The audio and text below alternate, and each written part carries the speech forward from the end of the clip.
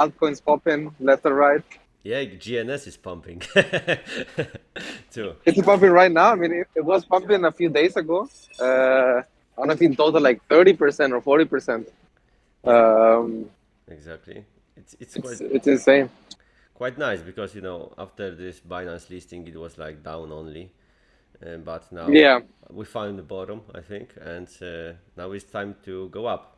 And of course, because of yeah, the and staking rewards, those are great for now. So just like 18% or something like that. yeah.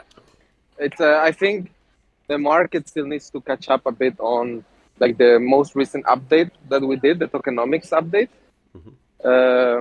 Because as you said, like a lot of the revenue that was previously going to the dev team is now going to the GNS stakers and to the GDAI stakers.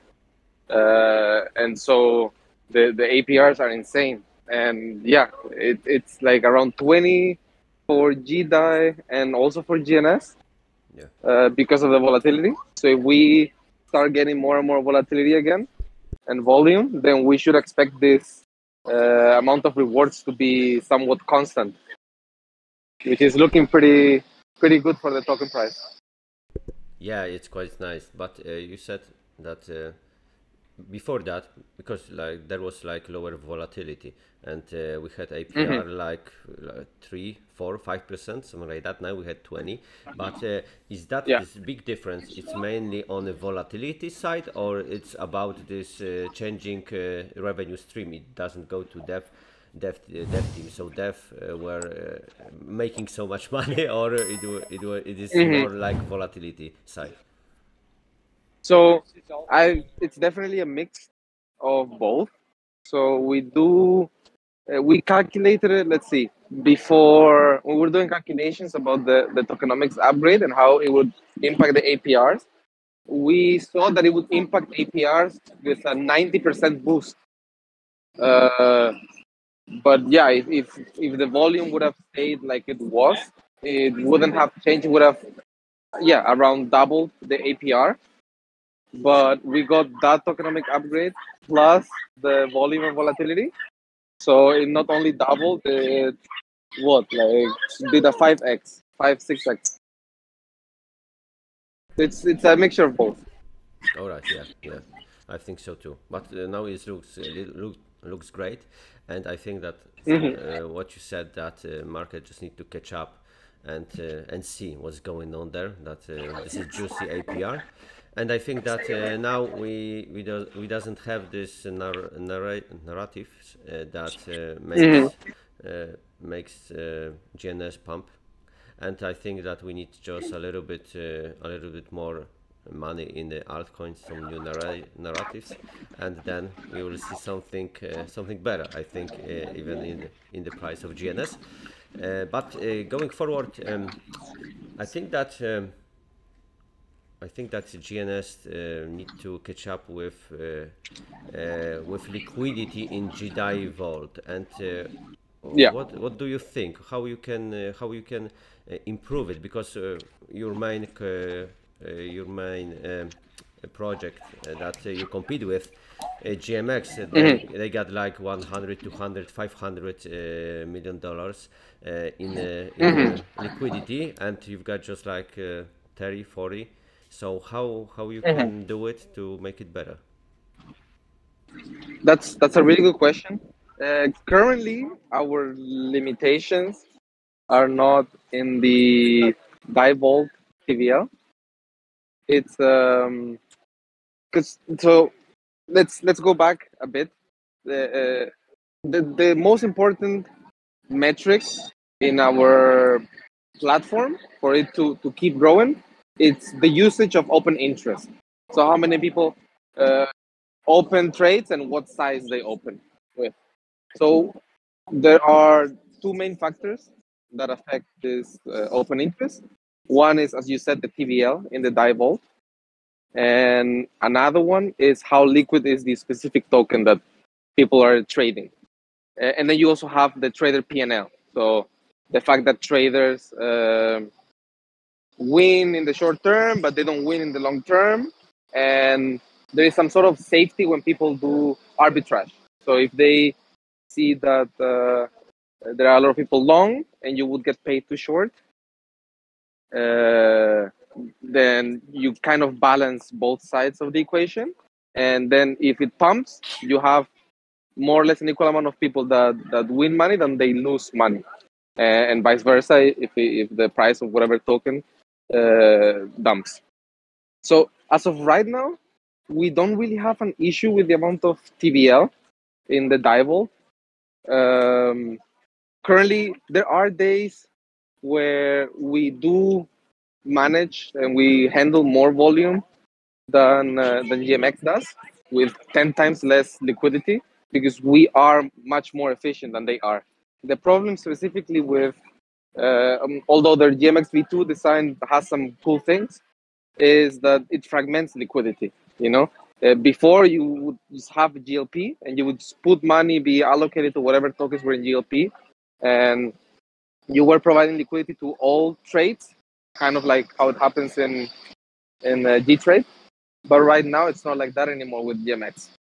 Right now, the liquidity is fragmented in the BTC USDC pair, in the ETH USDC pair, and whatever new tokens they want to list, they need to create a new LP, a new GM token, and that really fragments liquidity.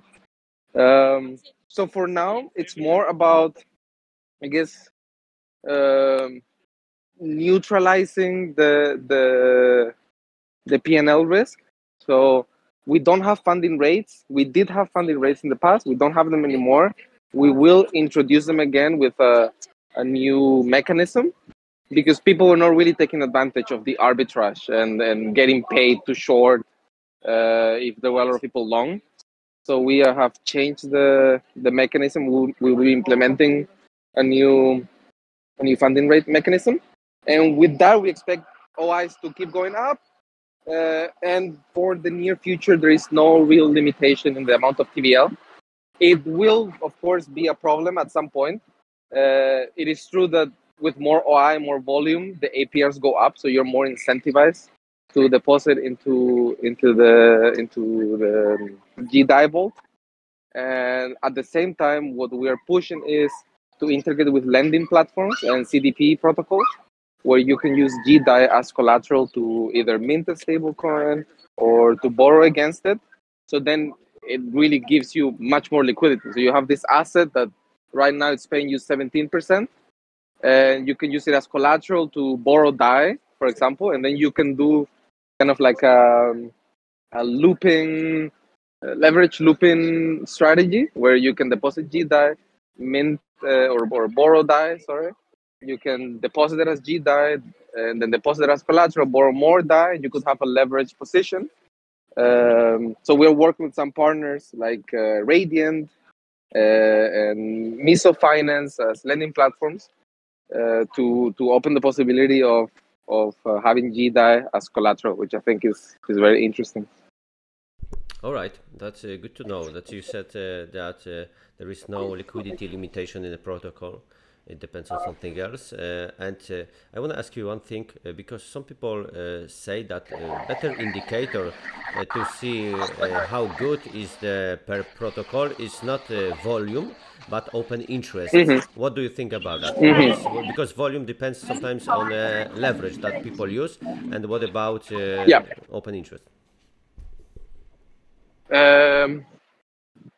I mean, open interest, it really also depends how you measure it, because open interest can be taken into account the leverage that people are taking, and also use the notional, sorry, not the notional, the collateral. So that's without leverage. I think open interest is an interesting metric. We use it more to see where our safety limits lie. Like, for example, when you can trade Pepe on gTrade, or I don't know, some new token we added. We added Mantle, but Mantle is more liquid. Let's say Pepe. So Pepe, the way we determine how much maximum open interest we can allow on Pepe, in terms of how liquid Pepe is.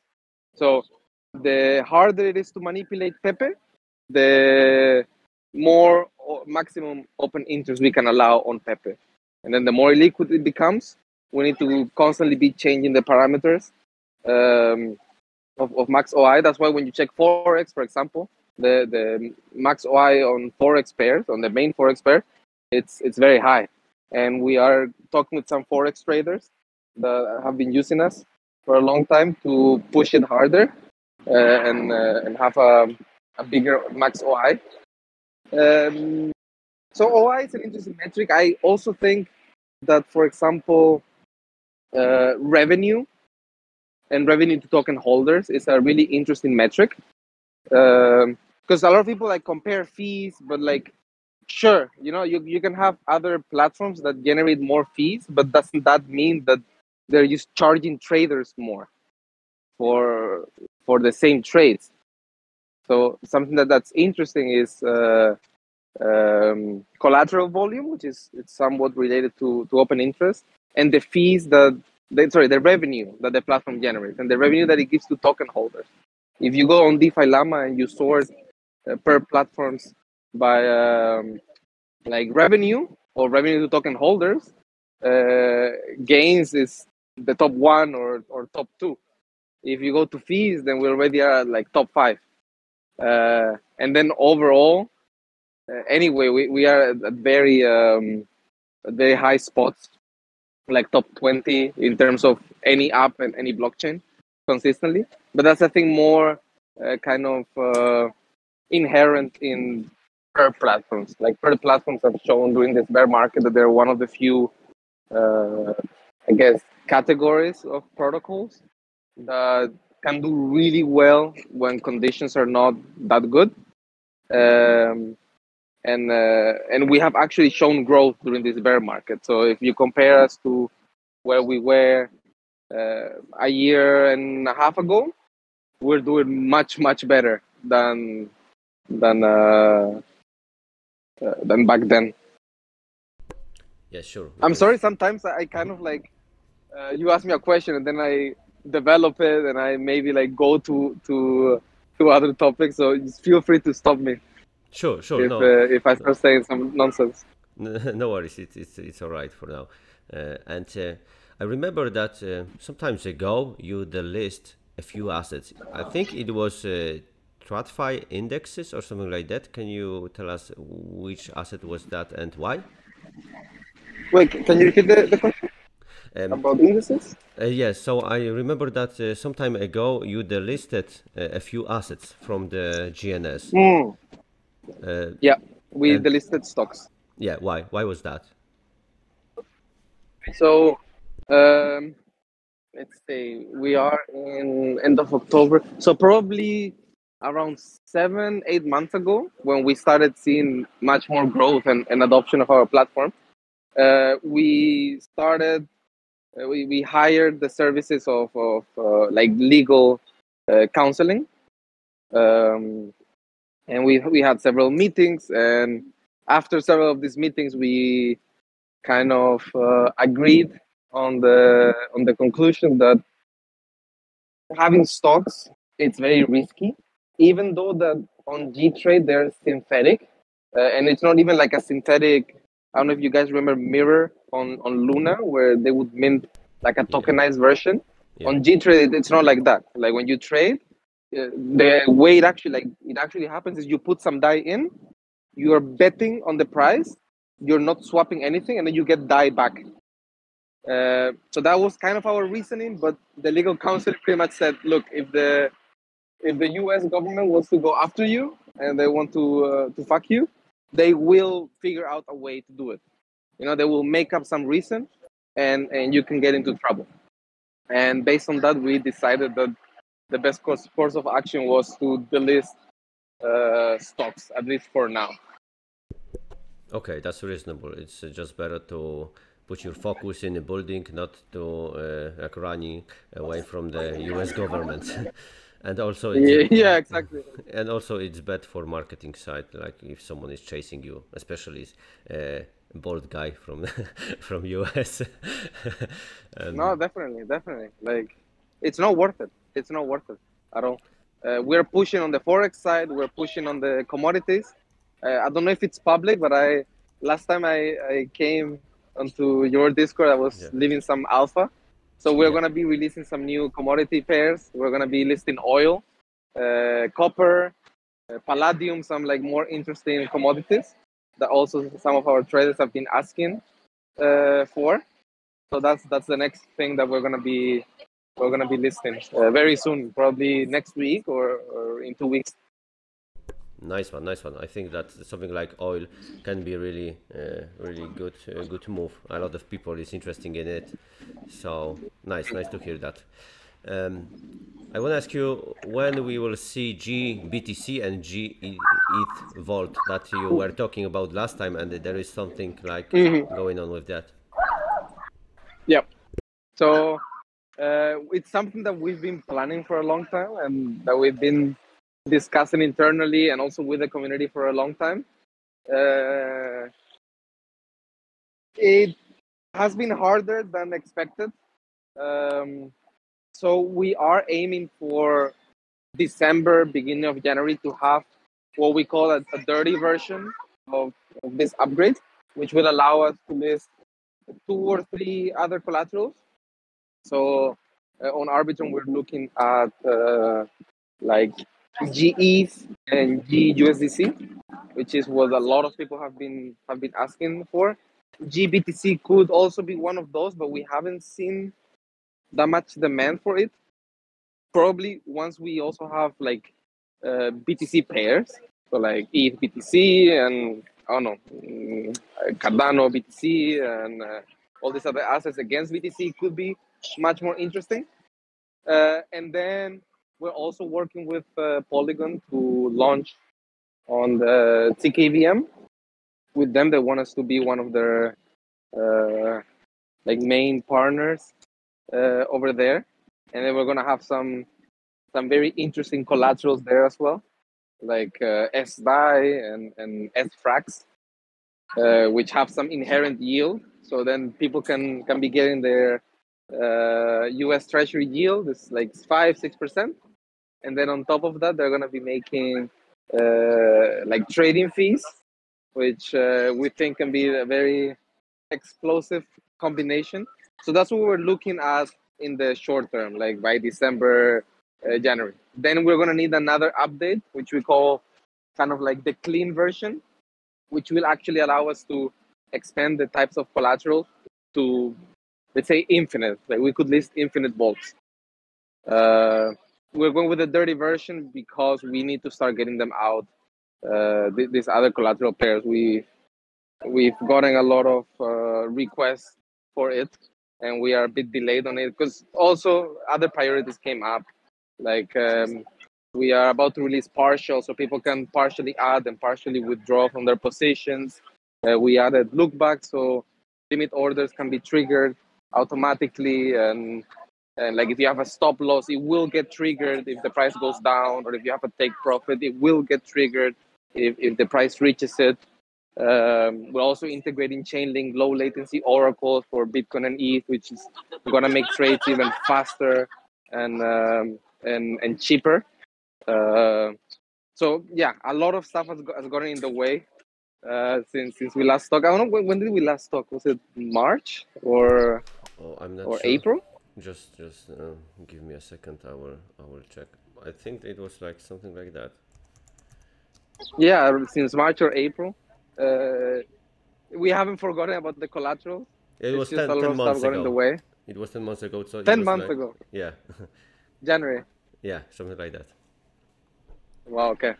So yeah, a lot of stuff got in the way of this multi-collateral vaults, but they are coming. They are coming for sure. This is for sure because of our launch on Polygon zkEVM.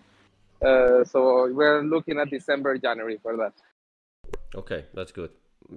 Like there is nothing bad from our side about the fact that you are just need some time to release those vaults, because during that time, this 10 months period, you all the time delivering something, so it's all right. So there is no complaint from our side about that.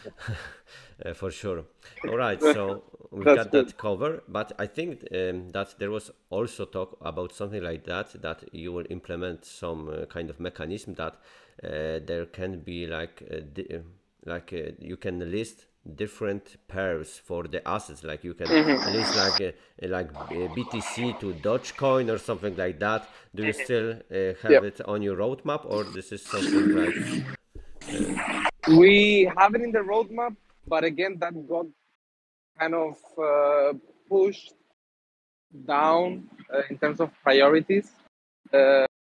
It's like a really interesting idea, and we have always seen it as a way to like showcase how powerful our architecture is, but we haven't really seen a lot of demand from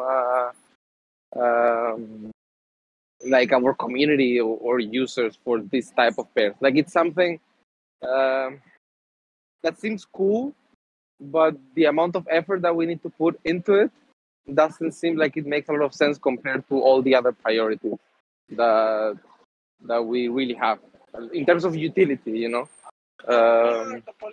So I don't really know how to answer in terms of it's not in the roadmap really. It's something that we know we can do, but it's something that doesn't take priority or a high priority Sure.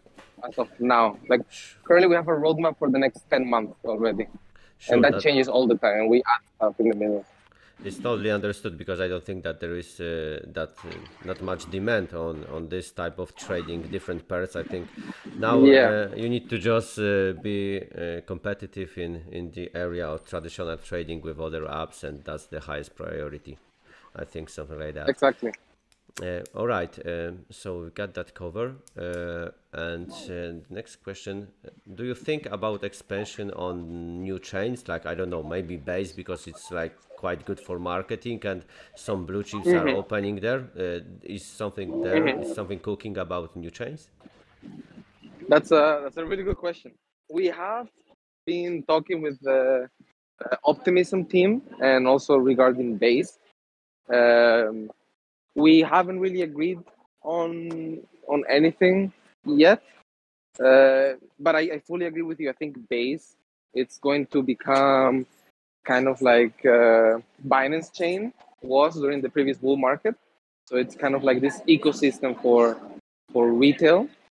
Um, I mean, there is so much power. Like if you become the main player in Base, and then during the next bull market, you get all these normies that Coinbase redirects to Base.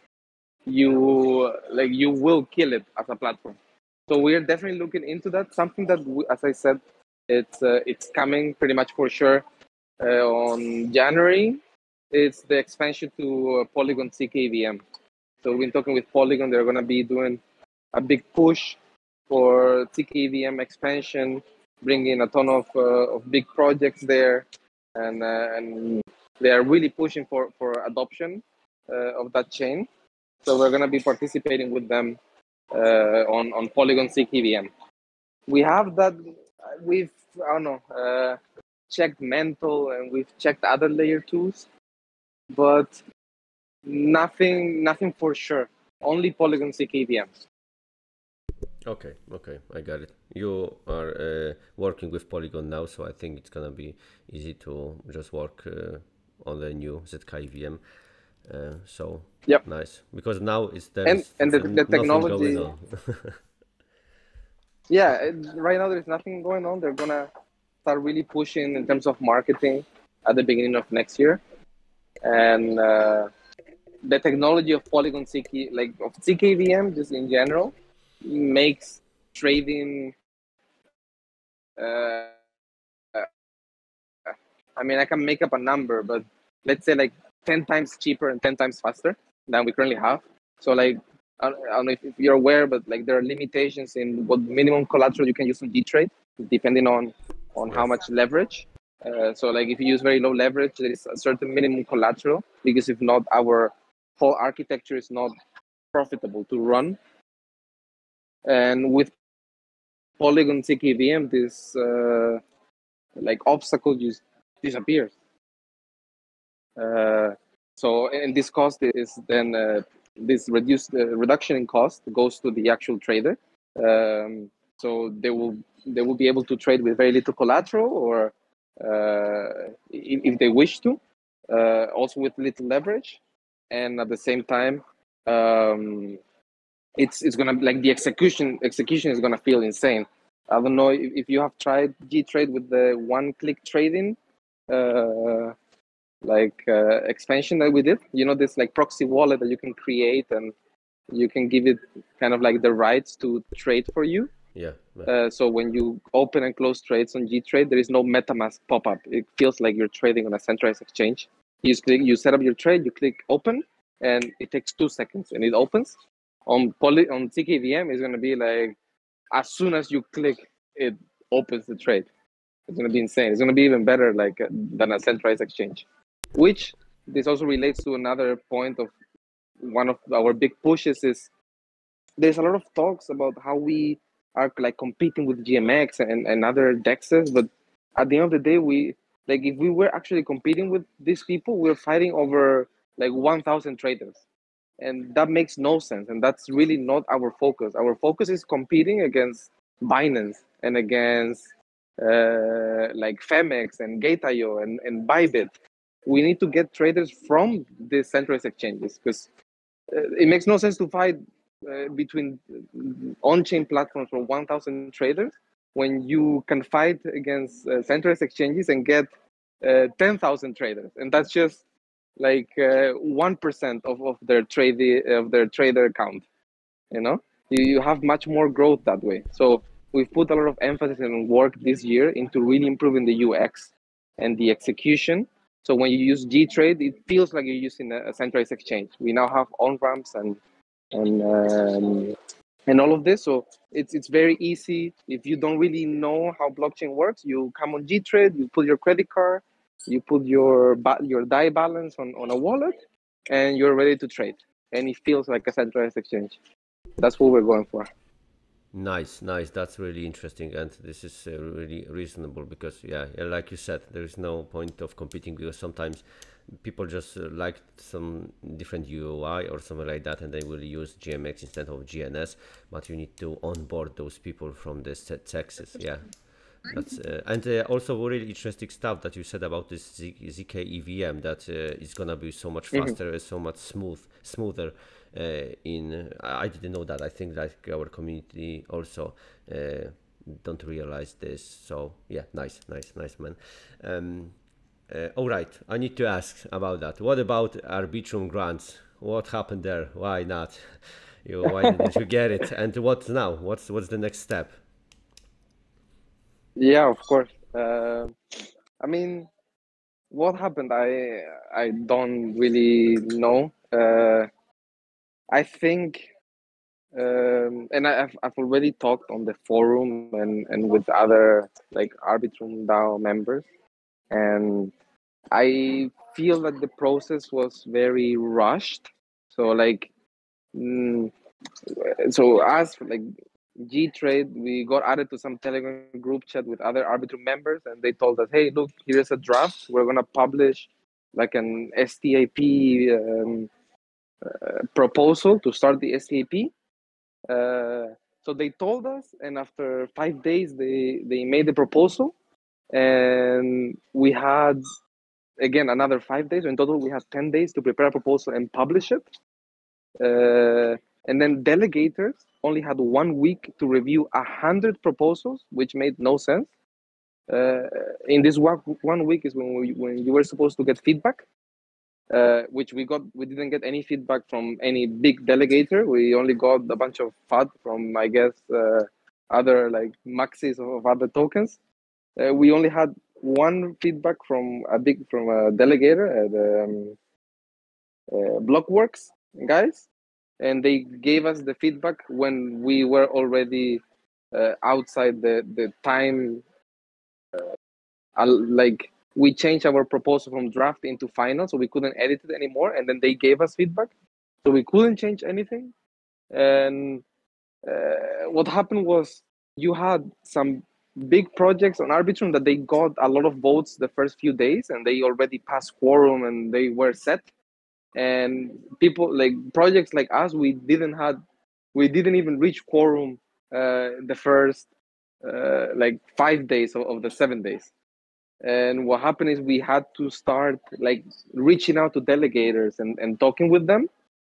So instead of us being focused on working and doing biz dev and expanding the platform, we had to do political lobbying and talking with delegates and like convincing them about why our proposal makes sense. So we had to do that, and we got many delegators on board, and we actually passed quorum, but we did not get into the top places. So all the ARB was distributed by the time we were supposed to get any funds. So what we're discussing right now on the DAO is an extension, sort of say.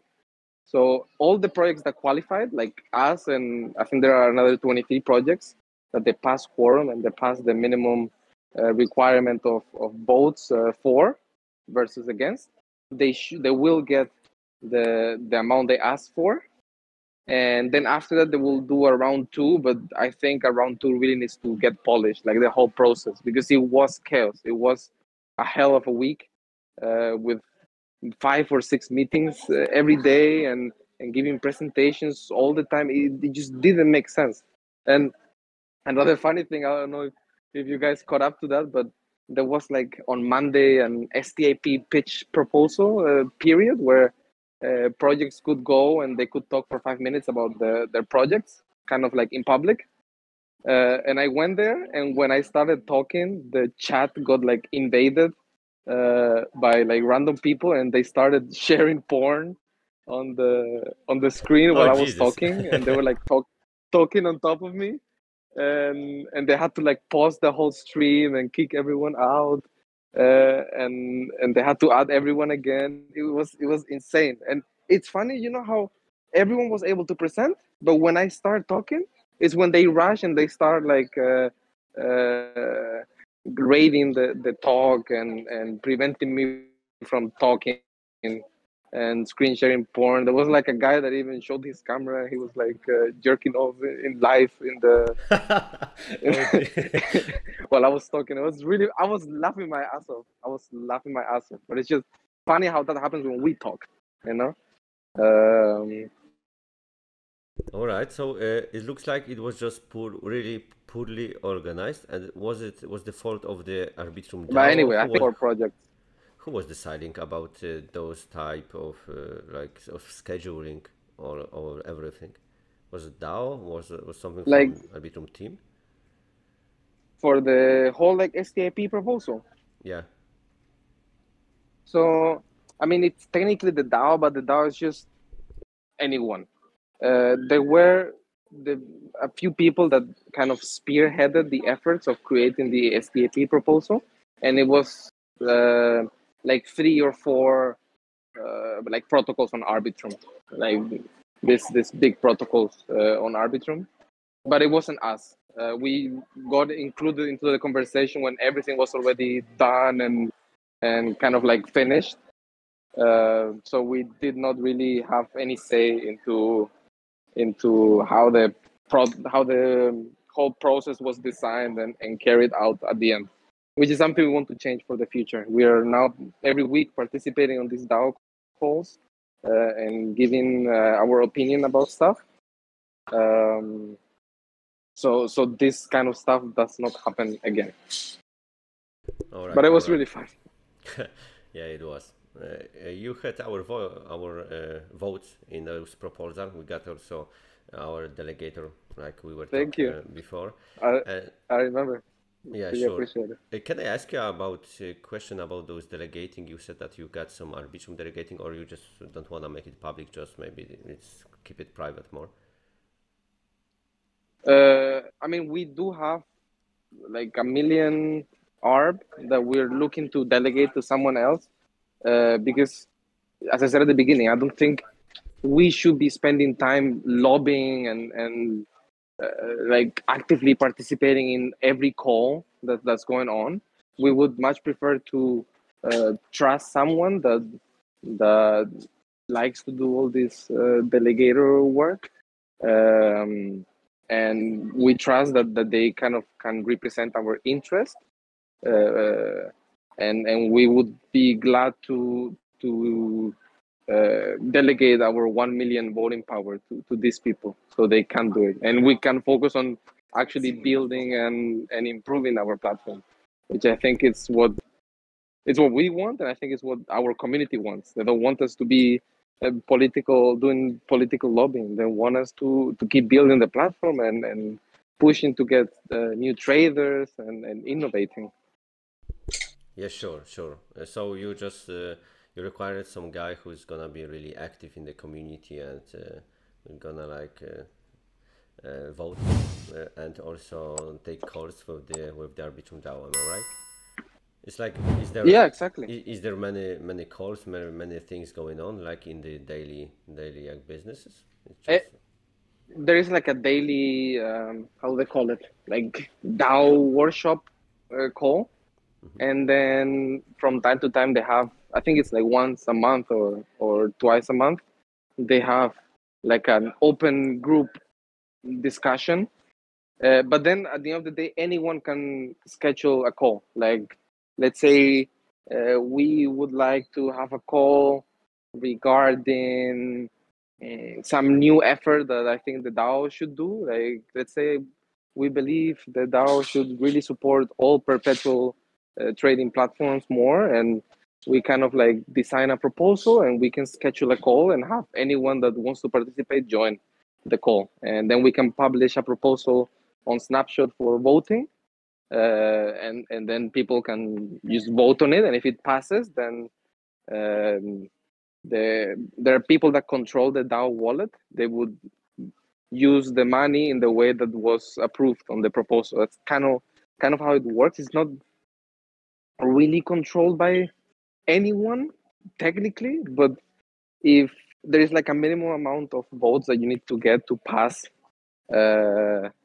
like any proposal. So if you have the top delegators on your side, they will all vote for you, and, and that's it. You don't really need 10,000 votes. You need the top 10 people to vote for, and that's it. Your proposal passes. That's why it's a bit biased, and we believe some projects had an unfair advantage where they had already been talking to delegators for a really long time. So when this proposal came live about the STAP, they got all the votes in 2 days, while I mean, maybe I'm biased, I think Gains is such a huge and great project. But we didn't have enough votes until the 5th day, and that was after we started that same week talking with delegators and trying to like present our proposal and explain to them why we think it's important and etc. and etc. So technically it's a DAO, but in reality it's more just have the top 10 delegators on your side, and your proposal will go through no matter what it is that you're proposing. God damn it! It's like political game. It's like in our like countries. It's just like the same. They got like Exactly. few groups that they have Exactly. power. They can just push everything they want, and everything else is just like illusion. Like, it's nice. Exactly. It's down. We vote. Everyone has like can decide what's going on with the chain, and practically it's just one big fucking game. And where Yes, money I mean, revolves. you said it. It's to a certain extent, I think it's inevitable. When you have people, you will always have concentrations of power. Uh, doesn't matter what kind of design you have in your organization or in your country. You can start with let's say pure communism and ideal communism, but at some point someone will start concentrating power, and they will start having more and more power and more control, and that's inevitable when you're dealing with association of people. There are people that don't really care, and there are people that care a lot, and they start working towards gathering more power. And at the end of the day, the DAO theoretically is really nice, but in reality, it is what it is.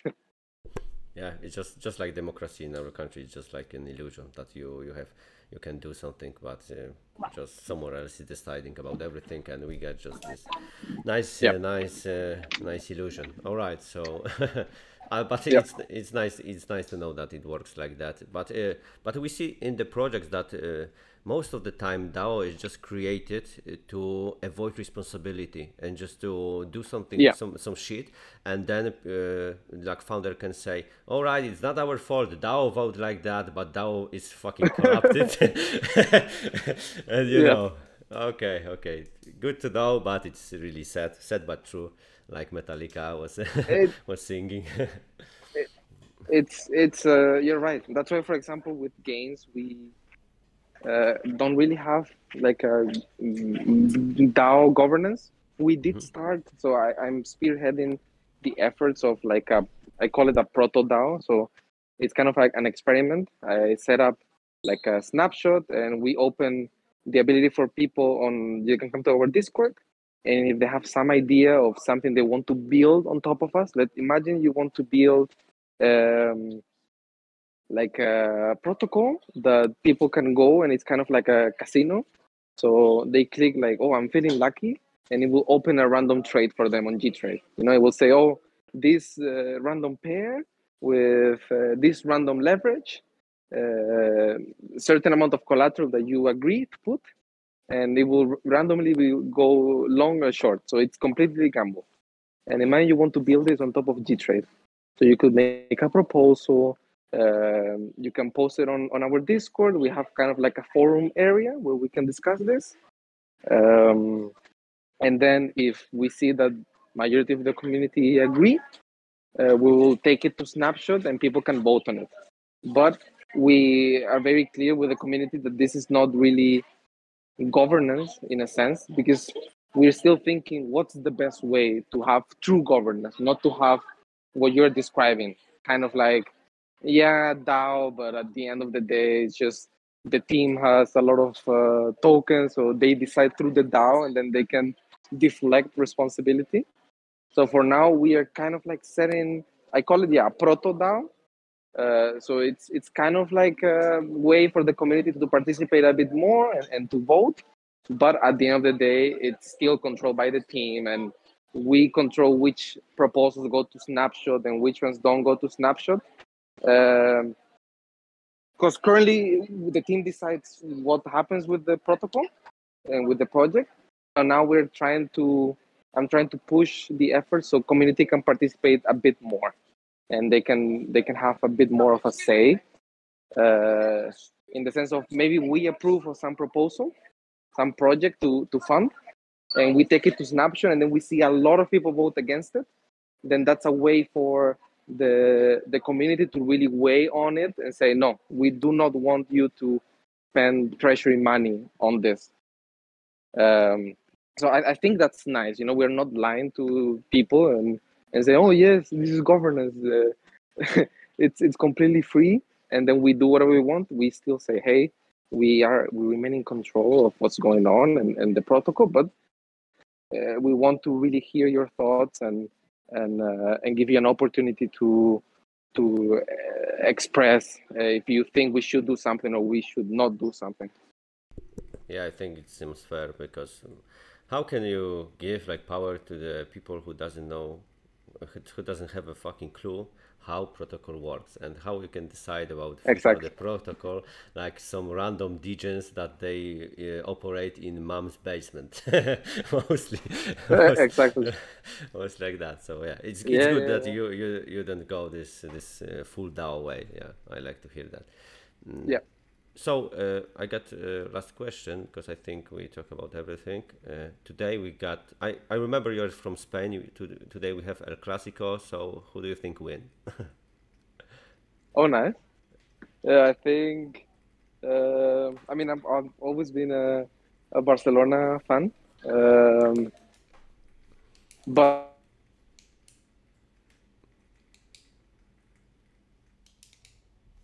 Oops, sorry, I cannot hear you.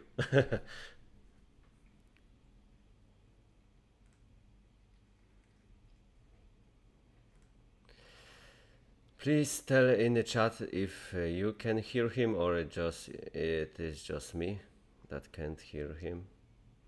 to see which champions recently, and Oh, it seems to be getting better, but it's still like not very consistent. And Real Madrid, I feel right now, is going through that same period that Barcelona started 3-4 years ago, where they lost a lot of their like Marcelo is not there anymore, and well, Cristiano left a while ago, but Benzema left. You have like these iconic players that are not there anymore. So it is also a gamble. So for real, don't know what's going to happen. It could end up in like a 1-1, and maybe there is like a goal in the last minute, Sergio Ramos style header in minute 92. But this is one of the few times where I say I don't know. I don't Yeah. know which team is gonna win. What do you think? Oh, so I think that's a really similar thing, but also Barca now had a few people injured, like Pedri, Lewandowski, De Jong, Rafinha. There is not many players to put on the field, and everything can happen. Like it's El Clasico, everything can. No, Lewandowski is playing, so yeah, I forgot they healed him. So everything can happen because there's like totally different motivation for the players to Yeah. participate in that game. So we'll see. Like there can be something like 18 minutes or something like that, and just a corner and a goal, or it can be just And one goal. side Yeah. performance. So I really Yeah. look forward to it. And yeah, Hopefully, we can see We call it Lewandowski. yeah. Lewandowski can make the win for Barcelona. But yeah, I'm with you. It's a Clásico, so you never know.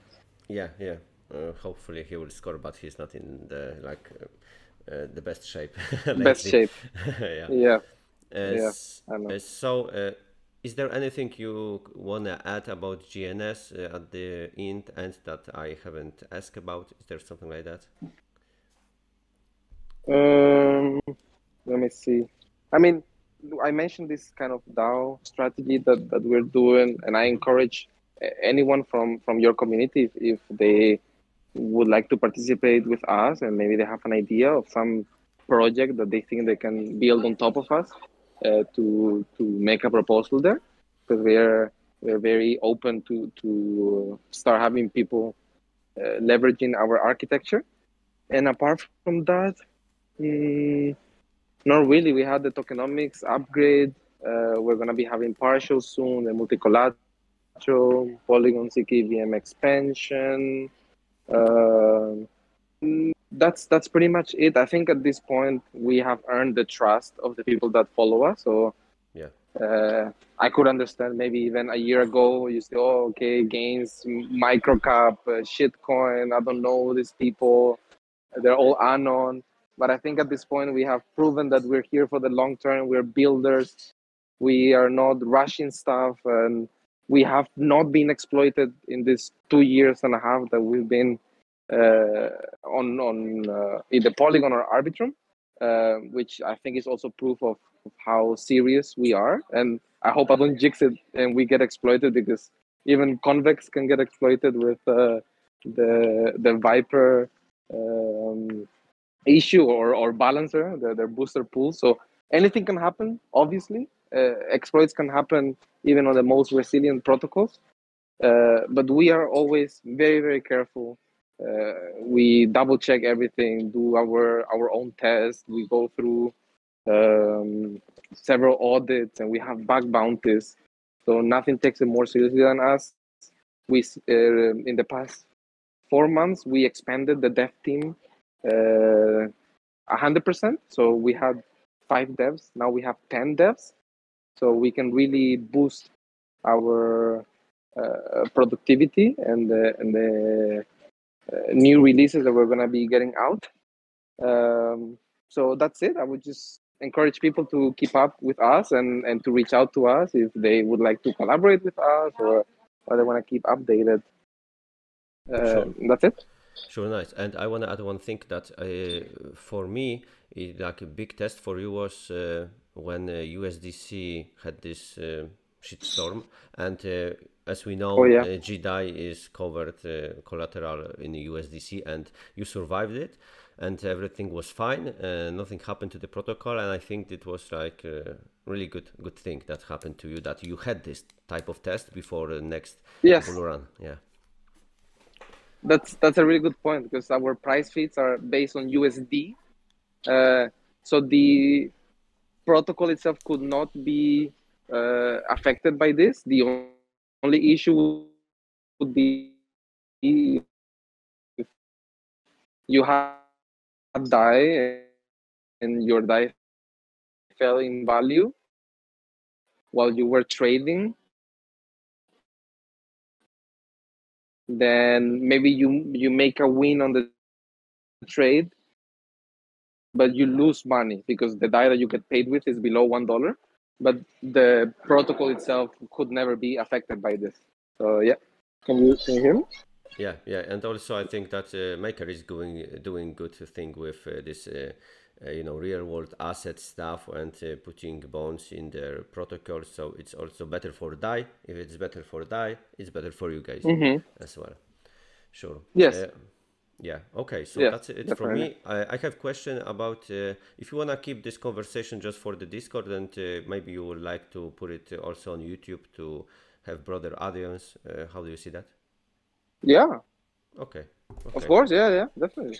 Sure. That's fine. So as always, it was pleasure to talk with you. I hope we will catch up in a few months and also talk about GNS too. Yeah. And thank you for this conversation. Of course. I'm always free for you guys, and I want to thank you for always finding some time to have me. And I'm very grateful again for to you guys, and for following GNS and supporting us. Sure. So have a great weekend then, and see you around.